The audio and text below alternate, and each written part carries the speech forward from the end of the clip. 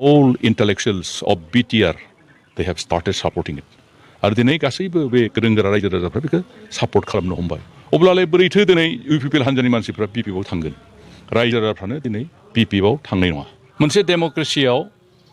बबेबा मोनसे पलिटिकेल हान्जाया जयनिं सेरेमनि खालामनाया बे मोनसे स्वाभाबिक प्रसेस जेसेबां दिन मोनसे पलिटिकेल हान्जा थागोन बिथांमोना जयनिंबो खालामनांगोन आरो सोरबाया पार्टिनिफ्राय ओंखारलांगोनबो दिनै जों UPPL हान्जा हिसाबै दङ दिनै जोंबो जयनिं खालामगोन आरो गुबुन गुबुन पार्टि जेसेबां दङ बिथांमोनाबो बे प्रसेसखौ मोनसे डेम'क्रेसियाव लायो पार्टियाव जयनिं खालामनाय ओंखारलांनाय बे मोनसे डेम'क्रेटिक प्रसेस मैया जि हाग्रामा महिलारि बिथाङा जोंनि UPPL हान्जानिफ्राय गोबां मानसिया जयेन जादों होननानै बुंदों बे एन्टायारलि बेसलेस आरो बेवहाय जोंनि पार्टिनिफ्राय खुनु मोनसे व्यक्तिया बेवहाय जयेन खालामाखै नाथाय बाथ्राया नंगौ बाथ्राया बेसो बिथांमोना दिनै बिथांमोननि जिथुनाखि एक्जिस्टेन्स बिथांमोना बे सार्भाइभेल अफ दा माने बिसोर they are fighting for their survival as a party आरो बिथांमोननि पार्टिया दिनै मिरौ जिरौ जानो हमबाय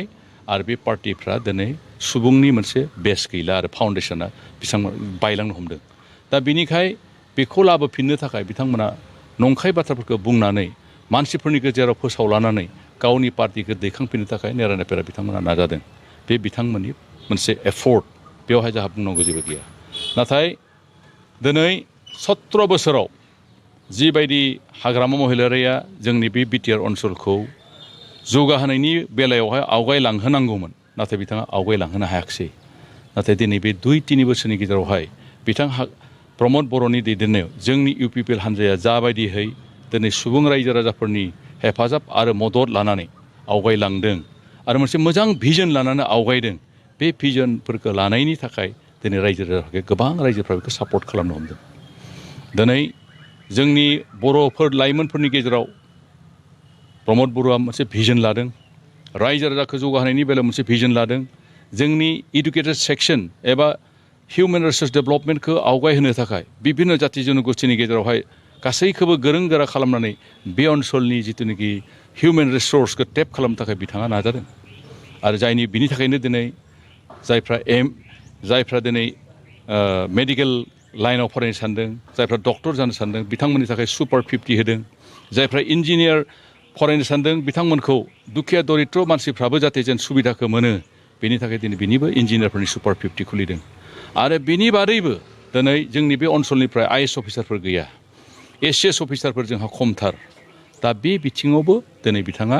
सुपार 50 IAS अफिसार बा ACS अफिसारफोरनि थाखाय दिल्लीयाव ट्रेनिं होगासिनो दङ बेखौ हयथ' गोबां मानसिया मिथिया नाथाय लासै लासै जेब्लानाखि बेबायदि मोनसे मोजां भिजनखौ लानायखौ रायजोफ्रा मिथिदों all intellectuals of BTR they have started supporting it आरो दिनै गासैबो बे गोरों गोरा रायजो राजाफ्रा बेखौ सापर्ट खालामनो हमबाय अब्लालाय बोरैथो दिनै UPPL हान्जानि मानसिफ्रा BPF आव थांगोन रायजो राजाफ्रानो दिनै BPF आव थांनाय नङा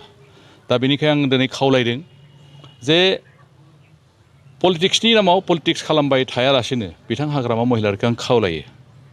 जुदि बिथाङा राजनिति खालामनोब्ला सैथोजों थाङोब्ला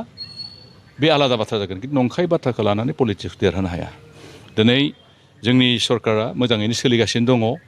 जुदि UPPL मोनसे एलायन्स सरकार बे एलायन्स सरकारब्लाबो दिनै BJPजों